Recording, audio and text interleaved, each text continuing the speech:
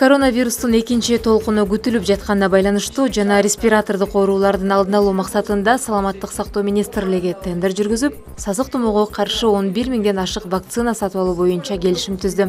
Бул тууралуу оорулардын алдын алуу жана санитардык эпидемиологиялык көзөмөл департаментинин өкүлү Динагүл Отурбаева 30-июлдагы брифинг учурунда билдирди. Анын айтымында сатып алынган вакциналар өлкөдө тоокелчилик тобуна кирген өнөкөт оорулары, жүрөк кан тамыр оорулары бар адамдарды, балдарды жана башка оорулары бар адамдарды эмдөө үчүн аймактарга бөлүнөт. Ошондой эле сасык тумоонун этиологиялык түзүлүшүн жана курч респиратордук вирустук инфекцияларды аныктоо үчүн тест системалары менен реактивдерди сатып алуу максат кылынып жатат.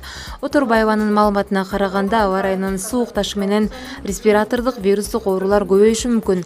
Өзгөчө октябрь айынан апрель айына чейин ооруга чалдыккандар көп болот. Тоокелчилик тобуна кирген адамдарда илдет абдан оор өтүшү ыктымал. Оорунун мөөнөтү декабрдын башынан февралдын аягына чейин уланат.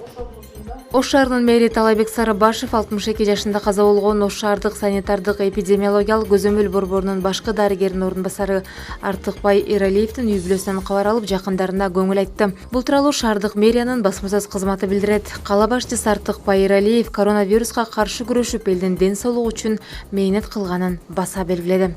Ал эми Жалал Абад шаарында кошумча жугуштуу оорулар бөлүмү ачылды. Бул тууралуу Жалал Абад шаардык мэриясынын басма сөз кызматы кабарлайт. Маалыматка ылайык, бала бакча имараты оорукана иретинде пайдаланууга берилип, 120 орунга ылайыкташтырылды. Керектүү жабдыктар менен камсыздалып, шарттар түзүлдү. Бүгүн өкмөттүн Жалал Абад облусундагы өкүлү Нурболот Мирзахмедов, Жалал Абад шаарынын мэри Мураталы Тагаев жаңы ачылган жугуштуу оорулар бөлүмүндөгү шарттар менен таанышып чыкты. Бул бөлүмдү ачууну Нурболот Мирзахмедов демилгелеп, шаардык мэрия колдоого алган. Кала бийлиги керектүү шарттарды түзүүгө көмөктөштү.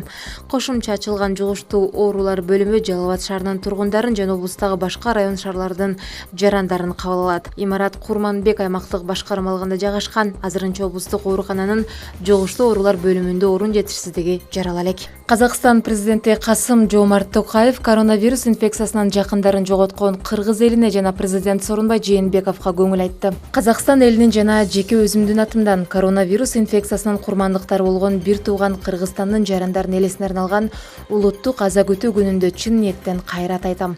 Бул катал күндөрдө дүйнөдөн мезгилсиз кайткандардын туугандарынын жана жакындарынын орду толгуз кайгысын тең бөлүшөм. Ал эми учурда бул жаман дарт менен күрөшүп жаткандардын тезирээк сакайып кетүүлөрүн тилейм деп айтылат Токаевдин билдирүүсүндө. Касым-Жомарт Токаев Казакстан боордош Кыргызстан элине мурдагыдай эле колунан келген жардамын көрсөтүүгө даяр экендигин жана коронавирус инфекциясына каршы биргеликте күрөшүүгө бардык аракетин жумшай турганын айтты. 30-июлда Кыргызстанда коронавирустан улам каза болгондор эскерилүүдө. Коңшу Казакстан 13-июл күнү коронавирустан улам каза болгондорду эскерип, аза күткөн.